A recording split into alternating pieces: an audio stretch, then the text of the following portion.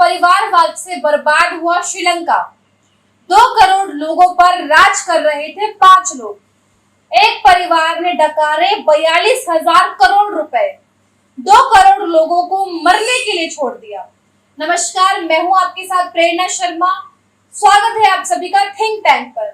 आज की इस रिपोर्ट में हम बात करेंगे कि श्रीलंका कैसे बर्बाद हो गया है, श्रीलंका के राष्ट्रपति और प्रधानमंत्री को कैसे देश छोड़ के भागना पड़ा है, जनता अपने ही देश के नेताओं की जान लेने पर उतारू है, कैसे श्रीलंका इस हालत पर पहुंचा। श्रीलंका में महीनों से जारी आर्थिक संकट से जूझ रही जनता का प्रदर्शन इतना उग्र हो गया कि उन्होंने राष्ट्रपति भवन पर ही कब्जा कर लिया, राष्ट्रपति आवास को घेर लिया। उसके बाद राष्ट्रपति को और पक्षे को आवास छोड़कर भागना पड़ा। इससे पहले मई में जब उग्र भीड़ ने राजपक्षे के छोटे भाई और पूर्व प्रधानमंत्री महिंदा राजपक्षे के सरकारी आवास को घेर लिया था, तो महिंदा ने परिवार समेत भागकर नेवल बेस में शरण ली थी। तब जाकर उनकी जान बची थी। आज मैं आपको बताऊंगी कि श्रीलंका को डुबाने वाले राजपक्षे परिवार की पूरे कच्चे चिट्ठे के बारे में, कि कैसे देश को भुखमरी की कगार पर खड़ा कर दिया है लाके। अपनी इच्छाओं को पूरी करने के लिए, अपने पेट को पूरे करने के लिए लोग जान लेने के लिए उतारू हैं। श्रीलंका को डुबाने वाले राजपक्षे परिवार को जानिए। अप्रैल तक श्रीलंका में सरकार में राजपक्षे परिवार के 5 लोग थे। इनमें राष्ट्रपति गोटबाया राजपक्षे, प्रधानमंत्री महिंदा राजपक्षे, वित्त मंत्री बासन राजपक्षे, सिंचाई मंत्री चामन राजपक्षे और खेल मंत्री नामल राजपक्षे थे। गोटबाया को छोड़कर बाकी सारे लोग इस्तीफा दे चुके हैं। एक समय था श्रीलंका के नेशनल बजट के 70% पर इन राजपक्षे भाइयों का सीधा कंट्रोल था। राजपक्षे परिवार पर 5.31 अरब डॉलर यानी कि 42,000 करोड़ रुपए अवैध तरीके से देश के बाहर ले जाने का आरोप है। इसमें महिंदा राजपक्षे के करीबी अजीत, उन्होंने अहम भूमिका निभाई थी, जो सेंट्रल बैंक ऑफ श्रीलंका के गवर्नर थे। सबसे पहले बात करेंगे महिंदा राजपक्षे की। 76 साल के महिंदा राजपक्षे समूह के चीफ और कुछ महीने पहले तक प्रधानमंत्री थे। उन्होंने बढ़ते विरोध को देखते हुए 10 मई को इस्तीफा दे दिया था। वो 2004 में प्रधानमंत्री रहने के बाद 2005 से 15 तक राष्ट्रपति रहे थे। इसी बीच भाई गोटबाया राजपक्षे को तमिलू के आंदोलन को कुचलने का आदेश दिया था। महिंदा के शासनकाल में श्रीलंका और चीन की जो नजदीकियां थी वो बढ़ी थी। उसे चीन से इंफ्रास्ट्रक्चर प्रोजेक्ट से 7 अरब डॉलर का लोन लिया। खास बात ये रही कि ज्यादातर प्रोजेक्ट छलावा साबित हुए और उनके नाम पर जमकर भ्रष्टाचार हुआ। गोटबाया राजपक्षे पूर्व सैनिक अधिकारी रहे। 2019 में श्रीलंका के राष्ट्रपति बने। वो रक्षा मंत्रालय में सेक्रेटरी समेत कई अहम पद संभाल चुके हैं। 2005 से 15 के दौरान बड़े भाई महिंदा राजपक्षे के राष्ट्रपति रहने के दौरान डिफेंस सेक्रेटरी रहते हुए तमिलो अलगाववादी यानी कि एलटीटी को क्रूरता से कुचल दिया था। गोटबाया की टैक्स में कटौती से लेकर खेती में केमिकल फर्टिलाइजर के इस्तेमाल पर बैन जैसी नीतियों को वर्तमान संकट की वजह से माना जा रहा है। बासल राजपक्षे 71 इयर्स के बासल राजपक्षे फाइनेंस मिनिस्टर थे।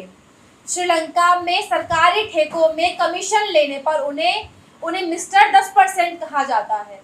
उन्हें सरकारी खजाने में लाखों डॉलर की हेराफेरी के आरोप लगे थे, लेकिन गोटबाया के राष्ट्रपति बनते ही सारे केसों को खत्म कर दिया गया। 79 साल के चामल राजपक्षे इनके बड़े भाई हैं और शिपिंग एंड एविएशन मिनिस्टर रह चुके हैं।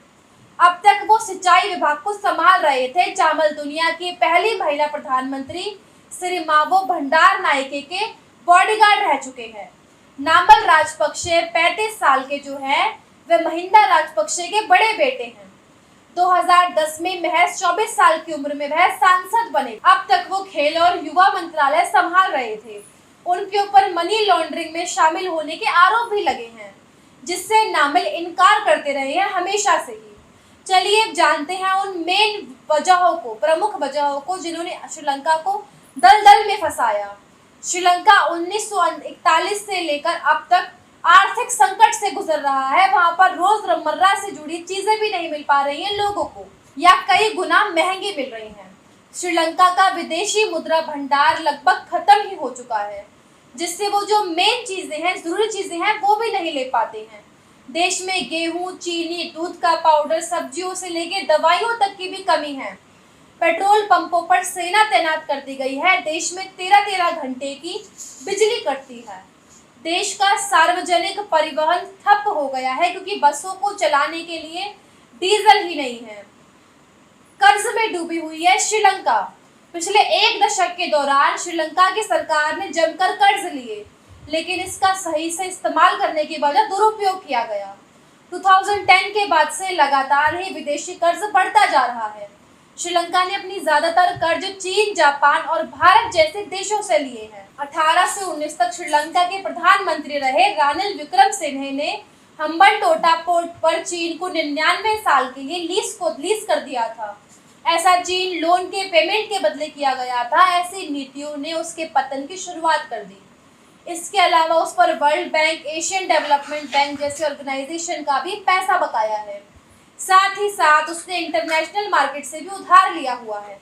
श्रीलंका के एक्सपोर्ट से अनुमानित आय जो 12 अरब डॉलर है, जबकि इंपोर्ट से उसका खर्च 22 अरब डॉलर है। यानी कि उसका जो व्यापार घाटा है वो 10 अरब डॉलर का रहा है।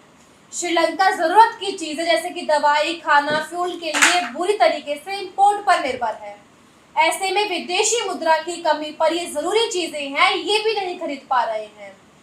अब एक रिपोर्ट के मुताबिक श्रीलंका को खाने, पेट्रोल और दवाओं जैसी जरूरत के लिए भी अगले 6 महीने में 6 अरब डॉलर की जरूरत पड़ेगी।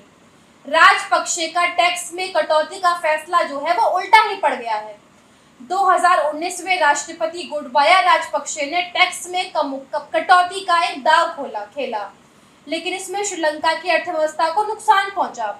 एक अनुमान के अनुसार टैक्स की कमाई में 30% तक की कमी आई, यानी कि सरकारी खजाना खाली होने पड़ गया। 1990 में श्रीलंका की जीडीपी में जो टैक्स की कमाई का हिस्सा था वो 20% था, जो कि अब घटकर केवल 10% रह गया।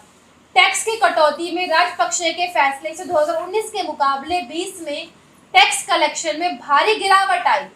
आतंकी हमले और कोरोना महामारी ने टूरिज्म सेक्टर को डुबा के रख दिया। श्रीलंका में अप्रैल 2019 में ईस्टर संडे के दिन 3 चर्चों पर हुए आतंकी हमलों में 260 से ज्यादा लोगों की जानें भी गईं। आतंकी हमले ने श्रीलंका की टूरिज्म इंडस्ट्री को नुकसान पहुंचाया।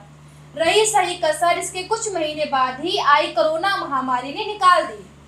टूरिज्म सेक्टर श्रीलंका में विदेशी मुद्रा कमाने का तीसरा सबसे बड़ा माध्यम है। 2018 में श्रीलंका में 23 लाख टूरिस्ट आए थे, लेकिन ईस्टर आतंकी हमले की वजह से 2019 में इनकी संख्या में करीब 21% की गिरावट हुई है और 19 लाख टूरिस्ट ही आए थे। और उसके बाद कोरोना पाबंदियों की वजह से 2020 में टूरिस्ट की संख्या घटकर 5.07 लाख रह गई थी। 2021 में श्रीलंका में 1.94 लाख ही टूरिस्ट आए थे। खेती में केमिकल फर्टिलाइजर्स पर बैन कर दिया। गोटाबाया राजपक्षे सरकार ने ऑर्गेनिक खेती को बढ़ावा देने के नाम पर श्रीलंका में खेती में केमिकल फर्टिलाइजर के इस्तेमाल पर बैन लगा दी थी 2019 में। ये फैसला भी गलत साबित हुआ और अनाज उत्पादन में भी गिरावट आई। उत्पादन घटने से अनाज के दाम आसमान छूने लगे दाम, और मई तक आते आते आम आदमी की कमर तोड़ दी अनाज के दामों ने। सरकार का ये फैसला सबसे गलत फैसला माना जा रहा है। श्रीलंका के पूरे इतिहास में एक बात तो समझ आती है कि फ्री की स्कीम से आप सत्ता तो हासिल कर सकते हैं, लेकिन देश नहीं चला सकते। लेकिन आज की रिपोर्ट में बस इतना ही। तब तक देखते रहिए हमारे साथ थिंक टैंक। नमस्कार।